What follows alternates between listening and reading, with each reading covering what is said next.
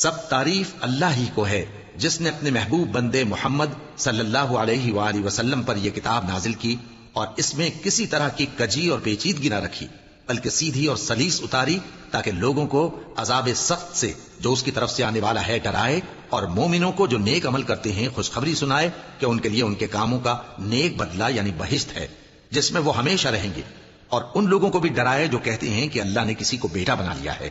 ان کو اس بات کا کچھ بھی علم نہیں اور نہ ان کے باپ دادا ہی کو تھا۔ یہ بڑی سخت بات ہے جو ان کے منہ سے نکلتی ہے، اور کچھ شک نہیں کہ یہ جو کچھ کہتے ہیں محض جھوٹ ہے۔ اے پیغمبر، اگر یہ اس کلام پر ایمان نہ لائیں تو شاید تم ان کے پیچھے رنج کر کر کے اپنے تئیں ہلاک کر دو گے۔ جو چیز زمین پر ہے ہم نے اس کو زمین کے لیے زینت بنایا ہے تاکہ لوگوں کی آزمائش کریں کہ ان میں کون اچھے عمل کرنے والا ہے، اور جو چیز زمین پر ہے ہم اس کو نابود کر کے بنجر میدان کر دیں گے۔ کیا تم خیال کرتے ہو کہ غار اور لوح والے ہماری نشانیوں میں سے عجیب تھے؟ جب وہ نوجوان غار میں جا رہے تو کہنے لگے کہ اے ہمارے پروردگار، ہم پر اپنے ہاں سے رحمت نازل فرما اور ہمارے کام میں درستی کے سامان مہیا کر۔